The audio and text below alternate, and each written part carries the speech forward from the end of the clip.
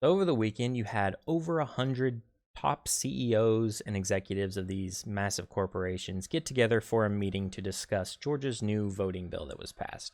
Now, as we all know, and this probably goes without saying, all these CEOs and these giant corporations definitely have our best interests at heart, right? They care about the little guy and the voters so much that they're standing up for us here to, you know, oppose this terrible bill that has come out. But anyway, they were discussing how racist it is and how they can combat this new racist bill. And it's not a new rhetoric. It's been out for a little while since the bill was announced. They're calling it, the new Jim Crow, or as Biden put it, the new Jim Crow on steroids, Jim Eagle, whatever term you want to use for it. But hey, they're saying this bill is the most racist thing to hit the books since Jim Crow. And, well, they might want to brush up on exactly what the voting regulations were during that time and how awful those actually were, and look at the details of it, like the literacy tests and everything like that. This comes nowhere near if they've actually read the bill, and in fact, there's no evidence of it being racist anywhere at all. But that's what they all repeat without a lot of evidence, too. Usually it's just an echo chamber of saying, hey, this is racist. Oh, yeah, he said it was racist. Hey, this is racist. They just keep going. There's a few places that have tried to provide evidence here, and we'll go through some of that on what they're saying exactly. But in addition to these big CEOs, you also have celebrities such as Will Smith think he's working on a movie, but they're moving production out of Georgia. You had Major League Baseball, who moved their All-Star games out of Georgia. All these places trying to boycott Georgia because, hey, we don't like this bill. It's racist. We're out of here. See ya. Fix it or we're never coming back type of thing. Whatever. So let's get into what exactly was going on with this bill, why it's there, what it says, and what they think it says, and really clear up why people are thinking this is some big racist bill that's being passed. Let's start off with the most silly complaint, because we'll get into maybe the more reasonable ones. I say more reasonable, like they're very reasonable, but this is the absolute most ridiculous one, I thought, was people were saying when this bill came out that it bans people from giving out water to the voters who are waiting in line. And that's inhumane. Yeah, they presented this story like this was the most inhumane thing they've ever heard of, that someone could not take a bottle of water to a person who's been waiting in line hours to vote. First off, that's not what it says, and we'll get into that in a second. But also, are you telling me that you think people are so incompetent they can't manage their own hydration throughout the day? Like, is it that hard to drink enough, know how much water you need to drink and drink enough of it so that when you're going in line, you're not absolutely dying of thirst? Did the person not drink water for, 48 hours up until they went to go vote and they're dying of thirst in the line? I don't think so. But anyway, that aside, that's not even what the bill says.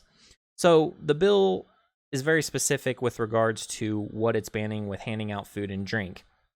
So there were problems with political groups handing out food or water to incentivize people to vote. And it was kind of like a trade-off thing. And it wasn't just someone, at the polling place giving out bottles of water to people who were in line that were thirsty. That's not at all what it's talking about. It's talking about using sort of like a meal type incentive or, sodas, other things that people are really going to, want or enjoy, get pleasure out of, to then turn around and go vote because that person gave that to them. It doesn't ban water from being distributed to people in line. There's certain laws with how close you can be to the polling place, how close you can be to people in line. So, and there's also, I don't think, any rule about not bringing your own water too. I don't know if it's that hard to come prepared. Maybe it is. Buy a Camelback. Go vote with one of those on. Never have to worry about water. Anyway, that was just the most ridiculous one I saw. But there's more. There's always more. Okay, one of the next areas that they're complaining about is that you're going to have these sneaky Republicans get in there and throw out any votes they don't agree with and just get rid of all the election supervisors they don't like. So that's not true. There's a board with both Democrats and Republicans on it that evaluate election supervisors, and they can say, hey, are you performing your duties properly? Are there long lines as a result of what you're doing? Are things getting backed up? Is this not moving efficiently? Are you doing all the rules that we laid forth and performing your job properly? If they're not, There's a little multi-stage process they can use to get rid of that supervisor and replace them. Again, they can't just go willy-nilly and do this with all supervisors. There are limits on that. You can check that out in the bill. Has it all in there. But again, people somehow interpreted this as it's going to be a bunch of Republicans going in there and just editing and moving the pieces around how they wish and changing the results of the election. Again, not in the bill. If it is, please give me the reference in the bill to where this is located and where it says they can do that, because I read through it all and I can't find it anymore. One of the ones that really confused me was this idea that the bill is eliminating the drop boxes they have for absentee voting, which, by the way, didn't exist until the last election when people went absolutely crazy over the pandemic and said we couldn't vote in person, so they instituted these drop boxes where people could come, put the votes, and not be exposed to the virus or whatever. So it's a new thing, and they're freaking out that this bill is going to get rid of them, when in fact, in the bill, it actually makes them official and says they will be available in all counties in Georgia. And they're going to be placed in, supervised area. There's specifications to them. They got to be placed in supervised areas. They got to be like indoors.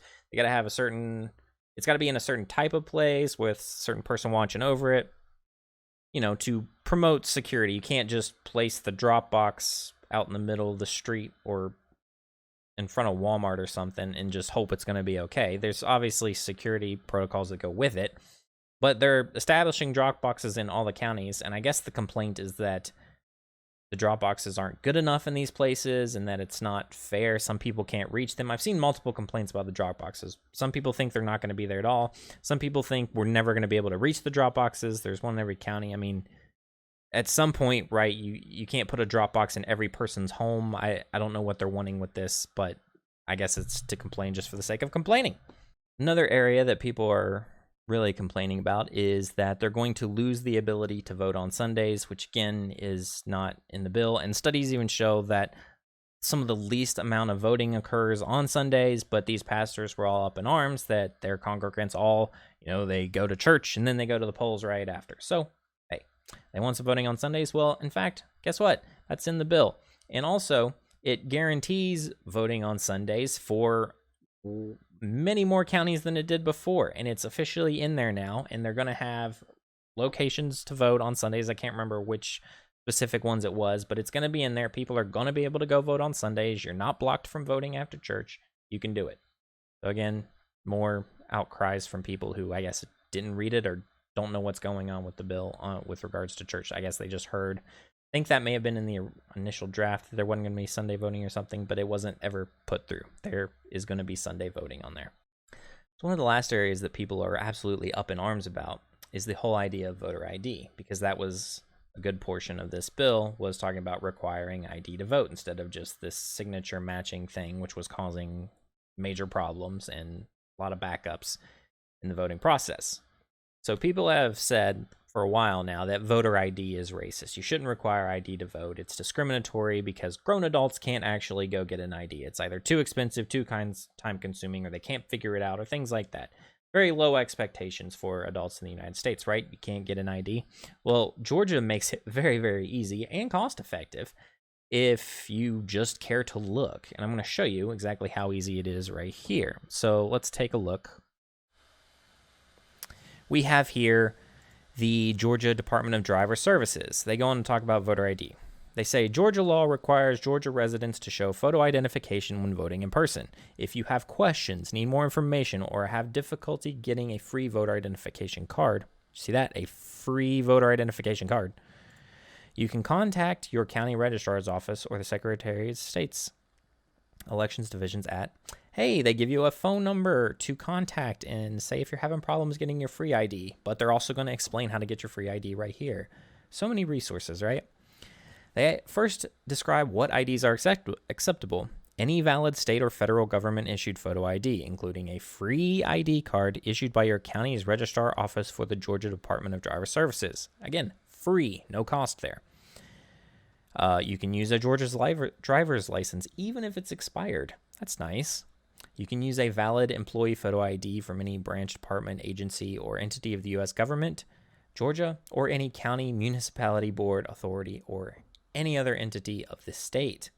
You can use a valid U.S. passport. You can use a military photo ID. You can use a valid tribal photo ID. Lots of options there, right? You say, oh, I don't have any of these. What do I do? What if I don't have one of the 6 acceptable forms of ID? Good news. The state of Georgia offers a free ID card. An ID card can be issued at the county's registrar office free of charge.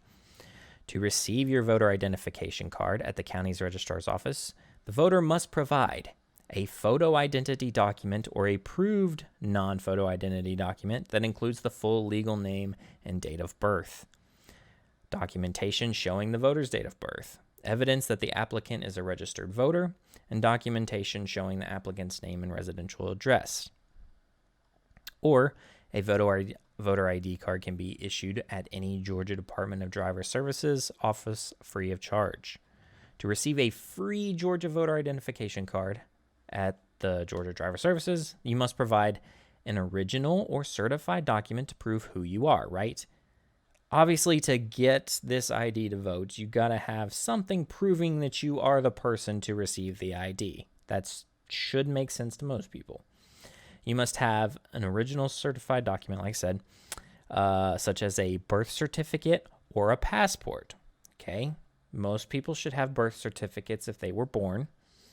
Your social security card, again, if you're born here, should have that. 2 documents showing your residential address, such as a bank statement or utility bill.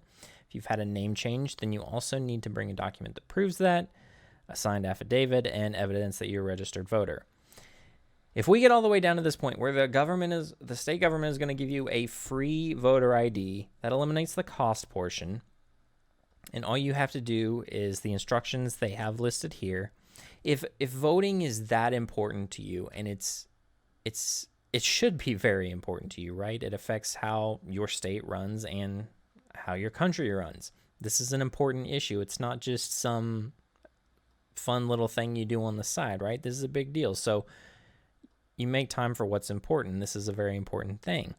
And looking into this, you're like, oh, well, I want my free ID, but I've lost my birth certificate or my social security card. And, you got to pay $25 to get a new one or a replacement because I lost it. Well, at some point, the burden's on you for some part of this, right? You're supposed to have these things. They're going to give you a free ID. They're not charging you for the ID. So people, I think, are always going to find complaints as to why they can't get a card, but it's pretty freaking easy to get a voter ID card, at least here in Georgia. Maybe some other states have a really crazy system. I don't know. You tell me how hard yours is to get an ID. But according to Georgia here, it's not so bad. So that pretty much wraps up all the problems that these different groups have with this Georgia voting bill that came out. Again, they're constantly comparing this to Jim Crow. And I encourage you to go look at what those actual Jim Crow laws said and the voting rules and restrictions that were put into place back then versus now. You will see a tremendous difference. It's not even comparable as to what's happening here. What's happening here isn't even bad or racist in any way, but it triggers a reaction. And if you can just say it on a news channel without backing it up, it gets a lot of views and hits and invokes a lot of outrage in people. And hey, that makes you money. So they continue to say stuff like that. And then people don't even bother to really back it up. There are a few, I'll give credit to some places, a few news publications who have put out written articles on why they think it is racist. But unfortunately, those don't fully read the bill either and don't actually look into what it says.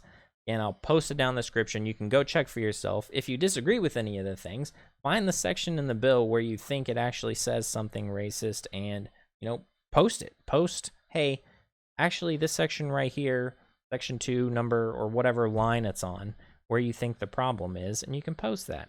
But they don't really put that. They just make these claims and don't have any evidence. Then you have to go search the entire bill for what you think they're saying, and it's not in there anywhere, and you have to base it off. Maybe they took a little bit from here and a little bit from here. It's such a time sink to try to find what on earth they're talking about because they don't actually pull things from the bill. They just go off on rants about what they think might be racist based on some twisted interpretation. Anyway, that's all for this segment pretty much. I'm thinking about maybe doing a read-through of the full bill, but it's like 95 pages, would take like 2.5 hours to read that much. That'd be a long, boring, stinking video.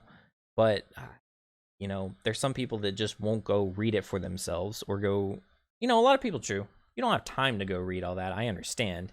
But it's hard when you have one group telling you this is completely racist and you have another group saying, no, it's not racist. It doesn't have any of that bad stuff in it. They're twisting it.